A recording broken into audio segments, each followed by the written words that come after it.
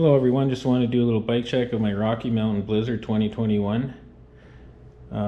Rocking a Manitou Mastodon fork on the front. Manitou Mastodon comp, 120 millimeters of travel. Really like this bike and how it's set up, and it works really well for me on the climbs and the downhills. Everything from intermediate to somewhat more advanced trails. Corners good, climbs well on the steep stuff. It's got a 12-speed pure drivetrain on it, which it's kind of a basic model.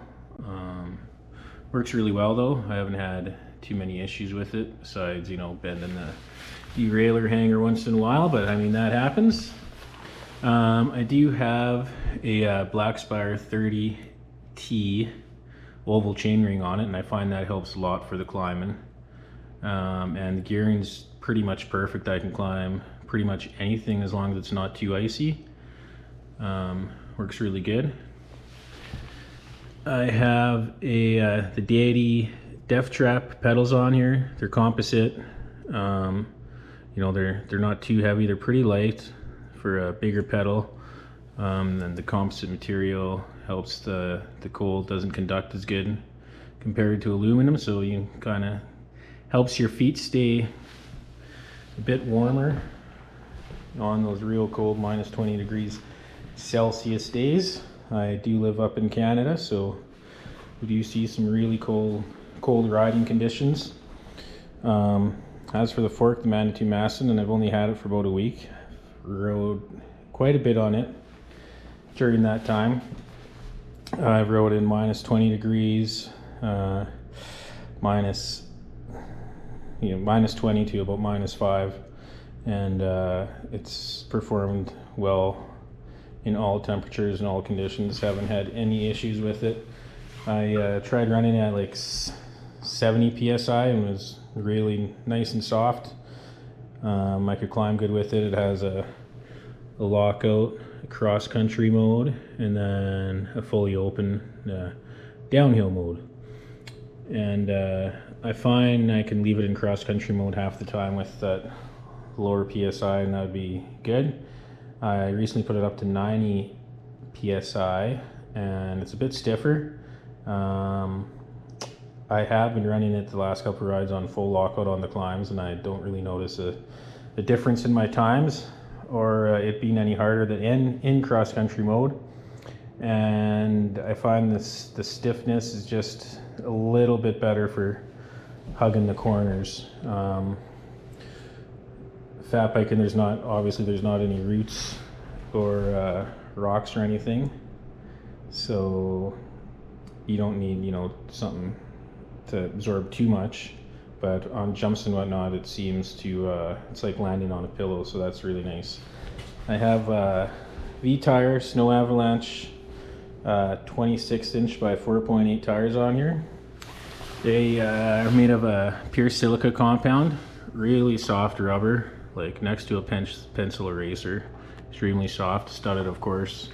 Kind of all types of random studs, T-studs in there.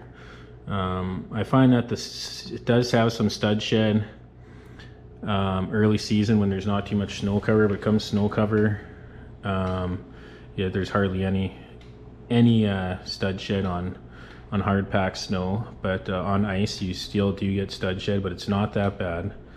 And these are the only tires I ever use, so I don't have anything to compare them to for winter tires, but they seem to be really good, and they seem to stay soft even when it gets really cold out, and give you that extra control on ice and pushing in with low PSI and pushing into those icy corners. It really holds up as long as you don't overbrake. You usually don't slide out, but I mean, sometimes it doesn't matter what tires you have, the ice can be a little bit too icy, and you're gonna lose a bit of control.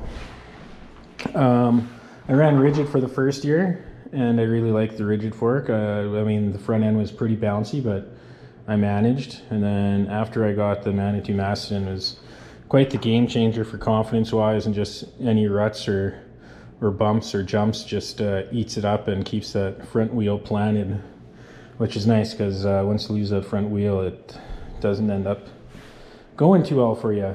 And it was 66-degree head tube angle before I put the shock on, and I think it might have changed it by maybe 1 degree slacker, so it might be 65 degrees now or something with the fork on. But that's a minor difference, and I can still climb steep stuff without the front wheel coming off up off the ground.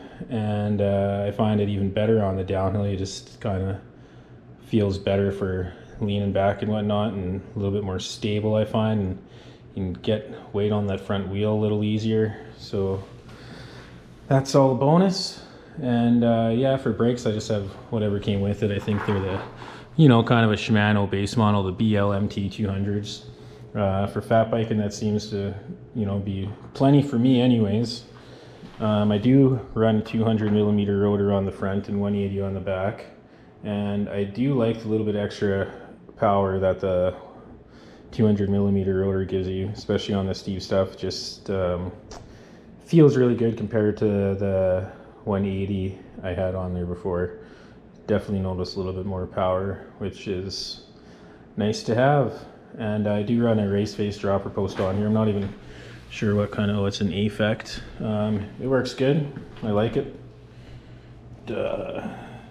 Makes all the difference for, you know, the cross country stuff, and it's really nice. I just have a specialized seat that I took off my rock hopper, put it on there. I mean, it works for me. Comfortable, don't have any issues with pain or numbness. The grips, I just have some specialized grips they're nice and soft, don't conduct the cold very well, so it keeps my hands nice and cold. I wrap some electrical tape around my brake levers, which I find helps keep them kind of insulated from the cold conducting through your gloves. I do just have the aluminum stock bar that came with it. It works fine. I mean, I haven't had any issues with it. I'd like to go carbon, but I haven't made that step yet. Maybe next year. This season's kind of coming to an end. And yeah, that's pretty much all I have to say. I really like this bike for climbing, descending. I've taken it on 100-kilometer, you know, gravel grinds. It is pretty much an all-around good bike, and I would probably be keeping this one for quite a few years yet. And yeah, if I had to rate it out of 10, I'd give it a 9 out of 10 for sure. So if you're looking for a fat bike, and you want kind of an all-around one, I would highly recommend a similar setup. Again, if you're just doing cross country or just riding on the road, you might not need the, you know, such a slack head tube angle, but I find it works fine for me. So I guess it kind of depends the fit for you. This is a large frame. I am 5'11", just under 6 feet. So yeah, it seems to work really well. Oh, and one thing I forgot to mention is putting the fork on probably added a couple extra pounds to the bike, and I was still getting personal records on some uphills after putting the fork on. So clearly that didn't make the extra weight didn't make a difference to me anyways. So yeah, hope you guys enjoy the video, and that is my fat bike check. Have a good day, everyone.